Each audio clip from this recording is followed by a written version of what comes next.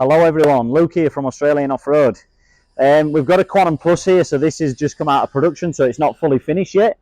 But we just want to take this opportunity just to run over a few things with the Quantum Plus. And aside from the Quantum Plus, this trailer has got airbags. So we are going to get a video now on the airbags, just showing you how that works. So this particular trailer's got the automated self-leveling airbag, so the top spec option. So just to show how this works. Now, first thing I'm going to outline is that when we say self-leveling, the way that works is if you have set it aside from what we would call ride height 1, so where the standard setting would be, if that's been changed, when you reverse your car back up and you plug your Anderson back in and it senses that ignition feed, it will automatically go back to where it needs to. Again, I'm going to call that ride height 1 for where you need to be when you set off down the road. So that is the self-leveling. It's not that you can pull up on uneven ground and press a button and it'll find level, so it doesn't work that way. You'll still adjust it manually to suit your conditions, obviously off the remote, which I'm going to show you. But as soon as you have adjusted it, you pull your car back up, you plug your Anderson back in, that ignition feed is then censored, triggered, should I say, and then the sensors will then change this back to where it needs to be for ride height 1. Yep. So just stepping inside. So the controls for the airbags are always going to be on the inside of the door. So even though this is a Quantum Plus, this is realistically going to be the same fit out for all trailers, in that it's going to be somewhere accessible where you can get to it easily from outside as well. So we can see we've got the control panel here. So off this remote, this is what allows us to manipulate or change the settings to suit our conditions. So straight away at the top, I'm going to outline we've got 3 buttons here. Now I've got this set at the middle, at the minute in the middle, which that again, I'm going to call that ride height 1. That is the standard setting that we would set the trailer to, and that would be the setting that you would function off for normal travel.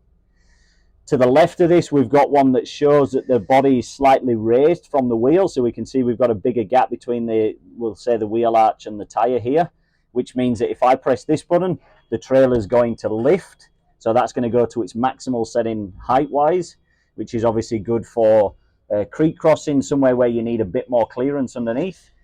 To the right of the middle button, we've then got a lowered button, which is going to drop the trailer down as low as it can go, which is going to be optimal for people that are trying to get into a lower height garage or a carport and obviously trying to sneak underneath something. So top row is basically middle setting, ride height 1, raise the trailer to its maximal, lower the trailer as much as possible. Now from here, if I wanted to individually do left and right, what I've got to do is I've got to press the little hand button, so I call it the high 5.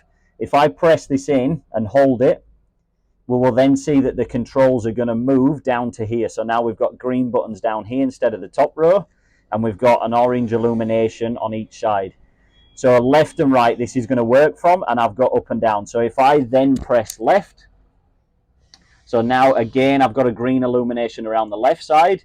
I can then go up and down off these 2 settings. If I then said I need to switch over to my right and change that side, I would then press on the right hand side and hold that down, which would move the green button to this side, and this would be illuminated now as the side that is going to be influential in terms of which one I adjust. And again, I've got down, I've got up button. Yep.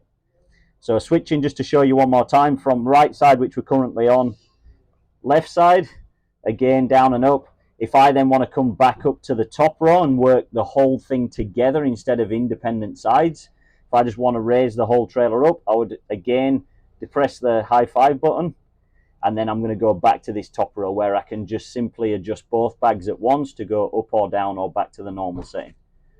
So hopefully that makes sense and gives you a bit of an idea. So that is in terms of how we work left and right independently, and also up and down as a whole. Moving down to our control panel where the red arc is, we've got a 3-way switch here, which is for the airbags as well. So you can see here we've labeled to the side of this one.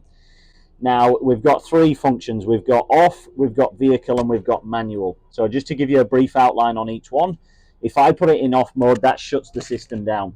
So the main thing I'm going to outline when you're going to use this function is either going to be if we are storing the trailer, you just turn it off, so obviously the compressor's not coming in and out as it needs to.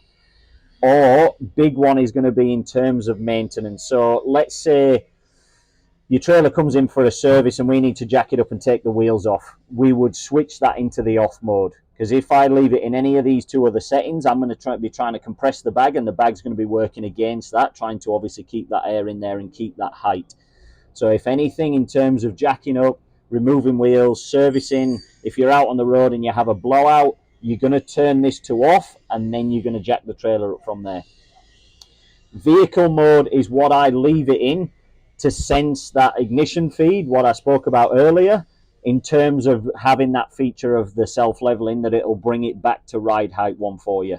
So a good example of this is I've pulled up somewhere, I've unhitched the tow vehicle, I've manipulated the trailer and set it up where I need to work to the conditions that I've got. So that may have been that I've lifted it on one side to get my kitchen nice and level.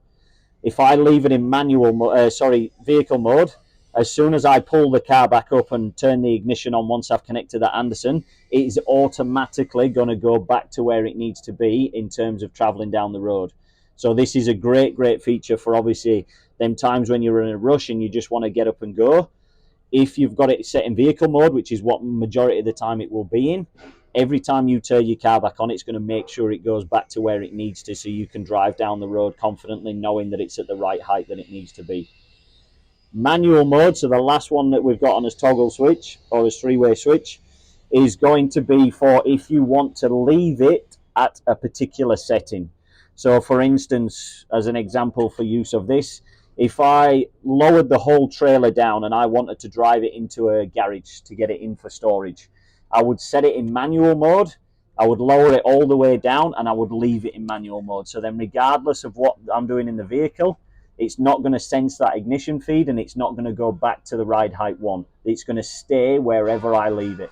So that would be, ideal scenario, trying to store the trailer, so reducing the height down and obviously keeping it down as you drive it into something or underneath something, or raising it all the way up to get maximum clearance and then going through a creek crossing.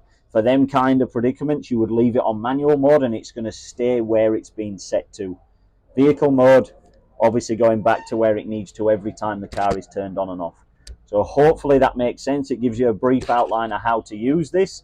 The main thing that we tend to find with the controller is people press buttons instead of holding buttons.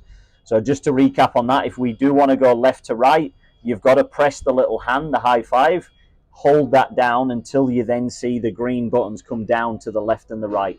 And then we just assign whether we want to work left side or right side, again, holding down the button that we need to.